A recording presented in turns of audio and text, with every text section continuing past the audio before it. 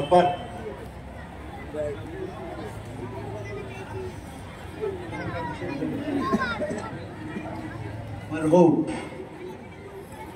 ছেলেটাকে দেখতে পাচ্ছেন, হাফেজে কোরআন।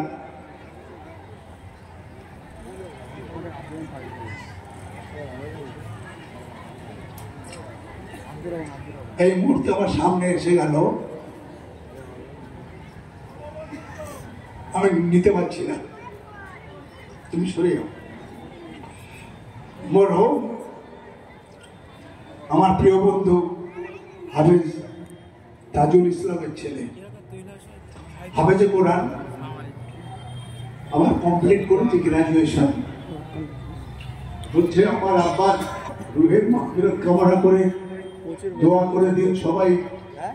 আমি 2,500 টাকা দিচ্ছি, হাত তুলতে পারছি না, সবসময় স্মৃতি বলে উঁকি মারে তার স্মৃতি।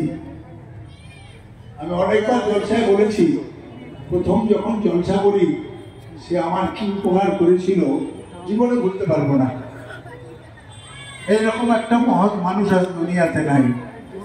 তার ছেলে হাফেজে কোরআন, নিজে তো দোয়া করে, আমাদেরও করার জন্য আবেদন করলো, তাই একটু হাত তুলে তার আব্বার জন্য সবাই দোয়া করি। আল্লাহুম্মা আমিন। রব্বুল আলামিন। আল্লাহ, প্রিয় বন্ধুর শোকে হাত তুলতে পারছি না, জবান বন্ধ হয়ে যাচ্ছে।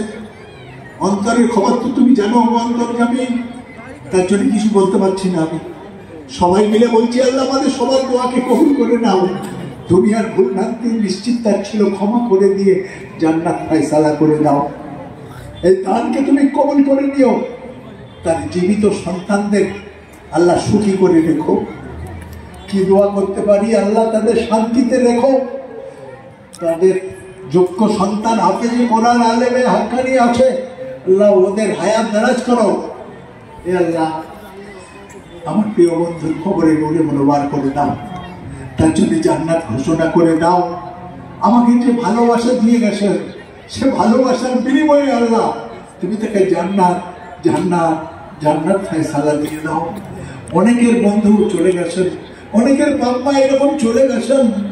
প্রিয় বাম্মায় আল্লাহ, যারা আলেম ওলামাদের সম্মান করেন, অতীব ভালোবাসেন, আলেমদের ভালোবাসার আল্লাহ সামনে রেখে, ওই ভালোবাসাকে সামনে রেখে তুমি প্রতিদিন তাদের তুমি জান্নাত ফয়সালা দিয়ে দাও। আমাদের দোয়াকে খালি হাত ফিরিয়ে দিও না বললাম, তোমার হাবিবের উসিলায় কবুল করে নাও। বিরহমাতিকা ইয়া আরহামার রাহিমিন।